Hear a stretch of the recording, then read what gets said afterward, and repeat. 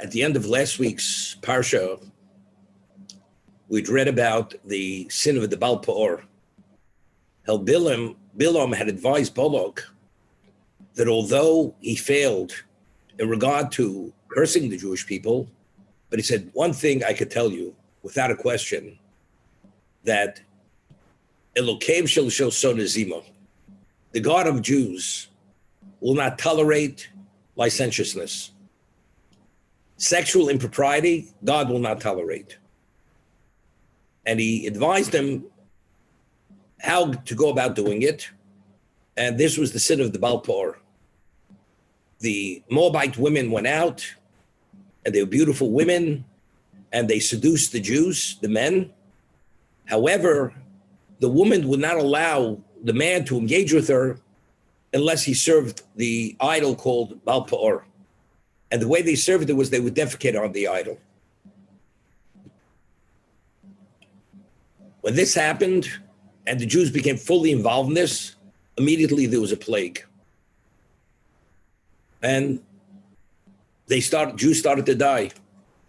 Hashem says to Moshe, set up the judges and kill those, judge them for death, those who engaged in this sin, and the plague will stop. Just let's get to the Pasuk in last week's reading in Balak.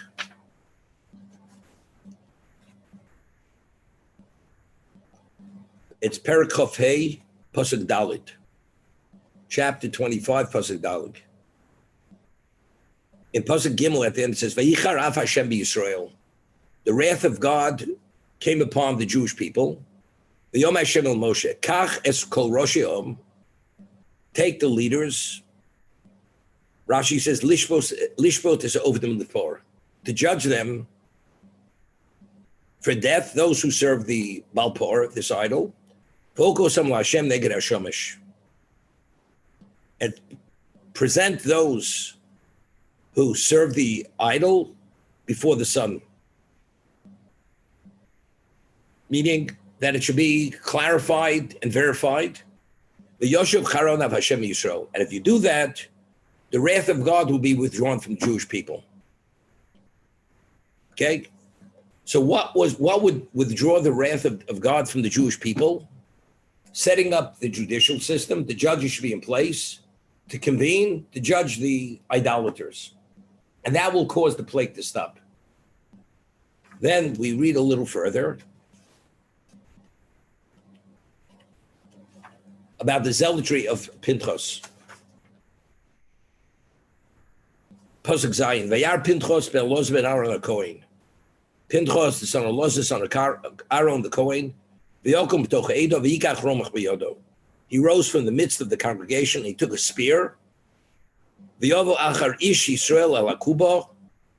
And he entered into this area where he was cohabiting with her. V'yitkor es shneim. And he pierced both of them with the spear. Es ish Yisrael v'es ish el kavoso.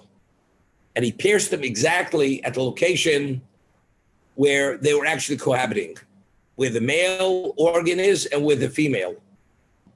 And when Pinchas did this, the plague ceased. Okay? So if you would just read that alone, you would say, what caused the plague to cease? It's not clear. It happened to be when he did this act of zealotry, the plague stopped. But of the previous pasuk, Hashem said to Moshe, then when you will judge the idolaters, that will withdraw the wrath from the Jewish people, and that means they'll stop dying. The plague will stop. It happened to be Pinchas did the act of zealotry, and it happened to be the plague stopped. But do we attribute the plague stopping to the act of zealotry? You'd say it's not so clear. It could have been the timing happened to have been that. But if you begin Parshas Pinchas, the Torah says, the beginning of Pinchas, V'yidaber Hashem Moshe Lemor, Pinchas ben Elazar ben Aaron HaKohen. Pinchas, the son of Elazar, the son of Aaron, the Kohen. Heishiv es chamosi mal b'nei Yisrael. He withdrew my wrath from the Jewish people. Bekana was kinosui. When he avenged my vengeance, betochem from the midst. V'lo chilisi es b'nei Yisrael b'kinosi. And therefore, I did not consume the Jewish people due to my wrath. So it's clear here, without a question, why did the plague cease? Why were the Jews not consumed through this plague? Because the act of zealotry of Pinchas. It's clear, without a question. He says, Pinchas is the one who actually withdrew my wrath from the Israel because he avenged my vengeance that I should have avenged, which I did not because it wasn't necessary, because he avenged that vengeance by doing what he did. It seems to be a little contradictory. First, Hashem says to Moshe, take the judges, judge the perpetrators, and that will withdraw my wrath from the Jewish people.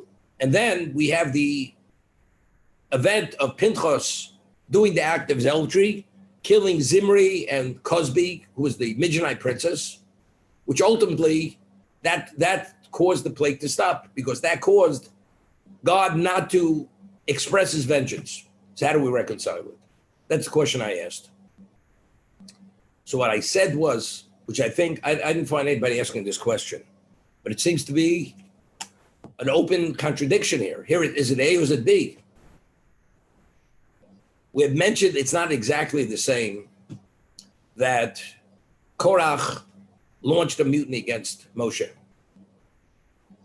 And Moshe, as a last-ditch effort, enters into Korach's tent to try to plead with him, because Moshe understands what's going to be, how he and his whole community will be destroyed.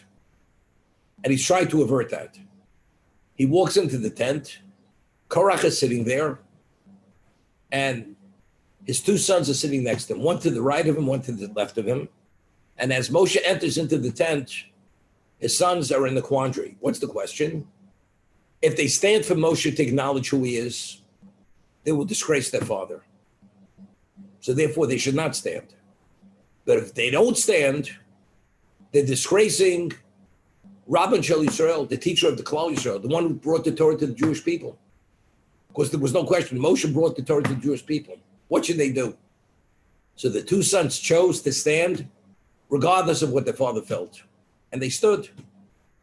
Korach believed that he would not be killed. Why? Because it says, Rashi cites the Midrash, Eino Hitoso, his eye misled him, because he saw there could be 24 families descending from him of Leviim, and ultimately the most special will be Shmuel HaNavi, Samuel the prophet. So he says, if I'm going to die, and my family is going to die, how am I going to have all these descendants? Evidently, I'm not going to die. But he didn't realize that his sons would do tshuva. So the two sons who are sitting next to him, because they did tshuva, therefore they were not consumed with the community of Korach. This is something Korach didn't count on. So, but why did they do tshuva? They did tshuva, the Midrash says, that because they stood for Moshe and acknowledged him, in that merit, Hashem allowed them to have stirrings of tshuva in their heart, which allowed them to do tshuva, and that's why they were saved. Meaning, a person, after you cross a line and you're at a certain point, one doesn't come back. One needs a special merit to come back. So because they went and they acknowledged Moshe, and they accorded them the proper honor and respect, therefore Hashem allowed them to have stirrings of tshuva, and therefore they survived. So one precipitated the other. Now, Hashem says to Moshe, if you begin judging the perpetrators by having the judges convene, my wrath will be withdrawn. Now, what was the basis for Pinchas killing Zimri? Moshe had taught the Jewish people and had taught Pinchas that Habol Aramis Kanoim Pogambo, that a person who cohabits with a non-Jewish woman, and it's public knowledge, if you are a zealot, you have a right to kill that person because of the degree of Chil Hashem. You have a right to kill that person. So Pinchas sees what's going on, and he comes to Moshe and Aaron. He says, why don't you do something? There's such a Chil Hashem, a desecration of God's name. Why don't you kill Zimri? Didn't you teach us that Abol Aram is kind of a pogimo? A person who cohabits with a non-Jewish woman, it's public knowledge. If you're a zealot, you should kill him. So Moshe had forgotten the halacha. He had forgotten it. So Pinchas says to Moshe, but now that you remember it, you do it. So Moshe says to Pinchas that because I forgot it and you remembered it, the one who read the proclamation, he should carry out the proclamation. And that's why Pinchas went and did his act of zealotry, killing Zimri, because of what was taught to him at Sinai, that Abol Aram is kind of a pogebo. Moshe forgot. So why did Moshe forget? So the Medrash says, to bring merit to Pinchas, that Pinchas should have the privilege and the merit to do this act of zealotry. Now, why did Pinchas himself have that clarity and have the wherewithal to be that zealot to carry out this act of zealotry?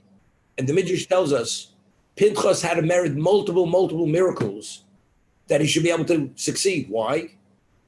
Firstly, he had a security system around him. And as Pinchas went in, he should have been killed by these people who guarded the tent of Zimri.